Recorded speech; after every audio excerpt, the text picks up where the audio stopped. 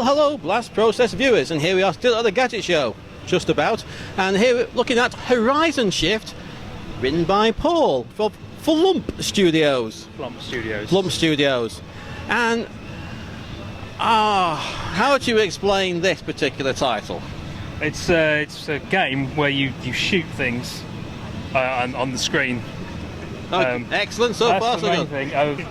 They're bullets.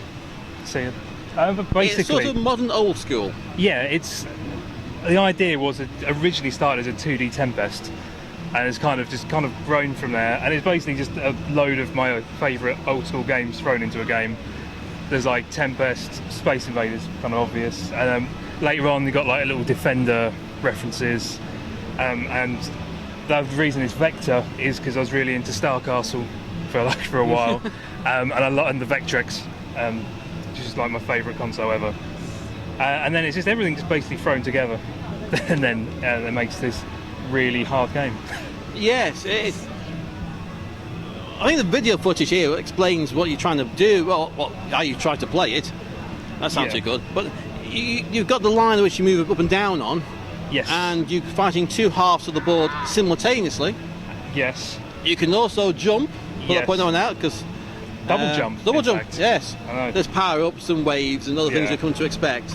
But you're having to sort of play two zones at the same time. It's I really like multitasking as well in games. Like my last game was a shoot 'em up with maths, so you've got like maths problems falling down. It was a bit dodgy, but the idea was that it takes your mind off the bullets. I really like that kind of game where you can't just sit and just let it happen and be passive. I like the fact that it forces you to like think about other stuff at the same time, and that is kind of another reason for the split, is because you can't just think about shooting stuff like a normal. You can't just turn off and just blast stuff. You got to think about switching up and down, jumping the things that are coming across. That's another thing I've really found interesting with shoot 'em ups, is like stuff coming down the screen for some reason is quite easy to avoid and be used to, but then stuff coming across the screen just completely wipes your brain out. Yes.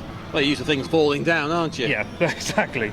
But so it's just, it's hard to explain. I just sat in front of a computer and made it. No, and you created quite something that is, in shootable terms, fairly, well, it is unique. Yeah, that's quite hard now to do something unique.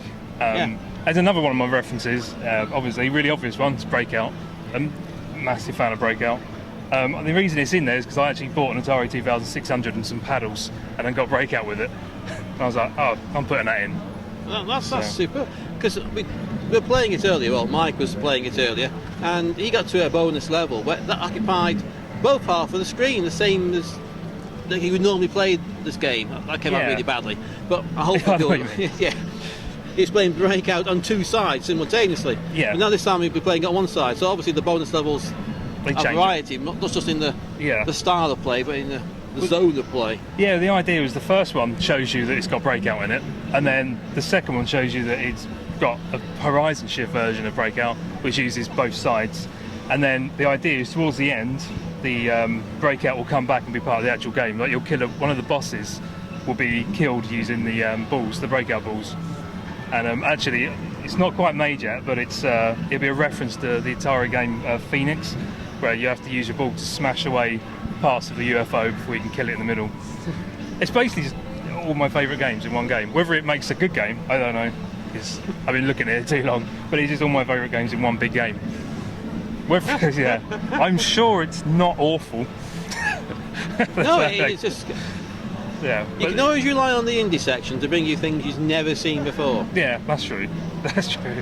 I don't think, as far as I can see, I don't think anyone's ever done quite this before. But yeah, I am really proud of it. I just it's my favourite game I've made by a long way. But that's just, and you can't tell because not only have you got it running here, but you've also got a minicab version running next to it. Yeah. Oh, I love that thing. I built that with my blood, sweat and tears, and some help from some guy who cut the MDF. So it's actually I can't remember where it's from. I was supposed to give a shout out to him if I spoke to anyone. Mike's Arcade Cabinets. That's it. Look at that, Mike's Arcade Cabinets. Yeah, it's a big shout out, a big endorsement, and look how beautiful it is. Oh yes, it's. I'm very proud of that. But You just need a chip shop next to it, really. exactly. The only problem is I've got a really shitty monitor in there. So the quality looks awful. But it's a nice centerpiece. Yes. Yeah. And yeah, And running the game that you made. yeah, exactly. Also, it runs on a really awful laptop, so it's actually really slow. But this game's quite good. This game is. Yeah. It's all right. Yeah. We recorded that one. Yeah, I'd stick with that one if I were you. Right. So, trusting now this is actually finished, is it? Is it actually finished, or are you Nearly. fine-tuning it still? Yeah, it's got another 5 levels to be made, but they're in my head, so that won't take too long. Most of the polish has been done, so it is just level design now. It's coming out next month definitely, but I'm not sure exactly the date. I think it's mid-May on Steam. Right, on Steam. Yeah, but that's all we know. It might be a console release afterwards, but basically, if the Steam one does well enough to fund the console one, I'll do one. But I have no idea how it's going to sell. I'm looking forward to see what this is like on the console, on the big TV. Yeah, it does actually. It goes really well on the bigger TVs. Make it easier to play. Yes. Because of the I know where you're size of coming from, bullets. because you do Yeah. get the extra reaction time, oddly enough. Not time, but more space Yeah. to think in. Yeah, exactly. It just does feel a lot. Yeah, that's it. It just seems to make things a little bit more controlled, which is another problem with that monitor. It's tiny, but it's. Right. Yeah, I don't know what else to say. It's just it's a said it all, really, really awesome game. Probably the best game that's ever been made. But don't take. As He a will co- agree. He will definitely agree. Yeah. The best ever game ever made by Paul or Flump Yes. Studios. It's not saying too much. But, No, he's actually pretty good, folks. It really is. Right. thank you very much. Yeah, Thank you. it is. Now then, the question. We always ask the question, folks. Our regular viewers know the question. Are you ready for the question? I'm not really. No, go on. Go Okay. for it. It's going to be an interesting answer.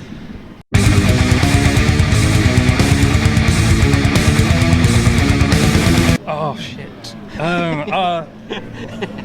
It used to it was Mega Drive up until about 5 years ago, and then I got I picked up an old SNES and then just still play it now. So I have switched. Back in the day it was Mega Drive because He saw the light. It had really good Brothers and advertising. sisters, he saw the light. Mega Drive had better advertising. That's what I can remember. Everything was really fast, and then you realised that the game's not as good. Yeah. But Mario's like the best game ever, so you can't really argue with Nintendo now.